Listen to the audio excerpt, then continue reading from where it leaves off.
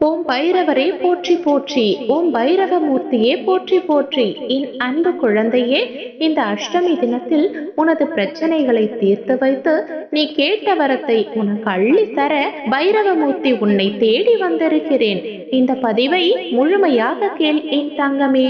என் செல்ல பிள்ளையே, தொடர்ந்து தோல்வி ஏமாற்றம் அடைந்தால் வாழ்க்கை முடிந்து விட்டது என்று உனக்கு யார் சொன்னது? ஏன் எப்பொழுதும் கவலையாகவே இருக்கின்றாய்? வெற்றி எனக்காக இல்லை, கண்ணீர் கஷ்டங்கள் மட்டுமே மிஞ்சி இருக்கின்றது. நான் வாழ்க்கையில் சந்தோஷத்தை அனுபவிக்கவே மாட்டேன், என் வாழ்க்கையே அவ்வளவுதான், முடிந்துவிட்டது என்று நீயாகவே ஏன் எண்ணிக்கொள்கின்றாய்? உனக்கு என்றும் என்றென்றும் துணை இருக்கும் நான் சொன்னேனே. உன்னை சுற்றி உள்ளவர்கள் கூறும் தேவையான கருத்துக்களை மட்டுமே காதில் வாங்க வேண்டும் என்று. பற்றிலிருந்தே துக்கம் உதிர்கிறது, பற்றிலிருந்தே அச்சம் உதிக்கின்றது.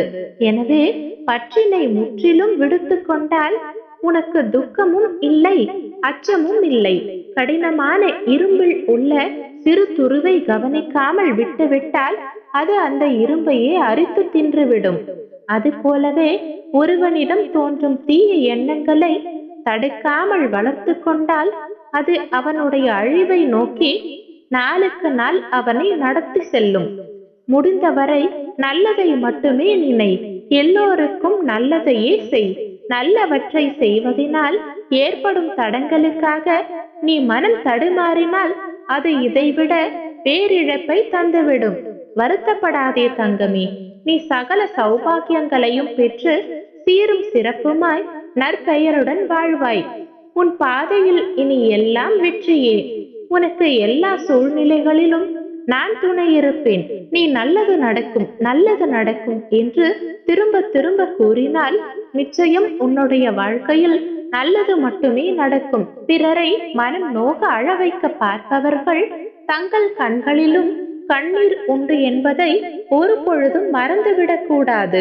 பிறரது அவமானத்தில் மகிழ்ச்சி கொள்பவரும் தாங்களும் அந்த சந்தர்ப்பத்திற்காக காத்து கொண்டிருக்க வேண்டும் என்பதை மறந்துவிடக் கூடாது. நீ யாருக்கு என்ன செய்கின்றாயோ அதுதான் உனக்கும் அமையும். நமக்கு வலிப்பது போன்றே மற்றவர்களுக்கும் வலிக்கும் என்ற எண்ணம் இருந்தாலே போதும்.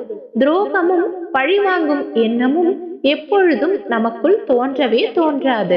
என் தங்கமே, பொய்யான உறவுகளிடம் உண்மையான அன்பை கொடுத்து ஏமாந்தவர்கள் உண்மையான அன்பு கிடைத்தால் கூட அதை ஏற்றுக்கொள்வதற்கு தயங்குவார்கள். ஏனென்றால் அவர்கள் கடந்து வந்த பாதையில் அனுபவித்த வழிகள் ஏராளம். நீயும் பல வழிகளை உன்னுடைய வாழ்க்கையில் சந்தித்து விட்டாய். பல கஷ்ட நஷ்டங்கள் அவமானங்கள் அனைத்தையும் நீ சந்தித்து விட்டாய். எதை உன்னால் ஏற்றுக்கொள்ள முடியவில்லையோ அதை மாற்ற முயற்சி செய். எதை உன்னால் மாற்றிக்கொள்ள முடியவில்லையோ அதை ஏற்றுக்கொள்ள முடிவு செய்துவிடு. இதுவே வாழ்க்கையின் ரகசியம். நிச்சயம் உன் வாழ்வில் நீ மற்றற்ற மகிழ்ச்சியுடன் வீடு பேறு பெற்று செல்வ செழிப்புடன் வாழ உன் அப்பா என்னை முழுமையாக நம்பு. அனைத்தும் உன்னை நிச்சயம் தேடி வரும். நீ நினைத்தது அனைத்தும் உனக்கு கிடைக்கும். நீ கஷ்டப்பட்டு முன்னுக்கு வந்திருக்கின்றாய் என்று எனக்கு நன்றாகவே தெரியும். அனைத்து துயரங்களிலிருந்தும் விடுபட்டு விடுவாய். உன்னை ஜெயிக்க யார் இருக்கிறார்கள் என்று என்னிடம் கேட்காதே. நான் உன்னோடு இருக்கின்றேன், எப்பொழுதும் இருக்கின்றேன். பின்பு ஏன் உனக்கு இவ்வளவு கவலை?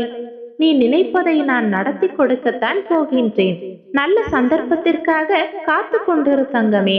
அனைத்தும் நல்லதாகவே நடக்கும். நான் இருக்கிறேன். ஓம் பைரவரை போற்றி போற்றி, ஓம் பைரவமூர்த்தியே போற்றி போற்றி.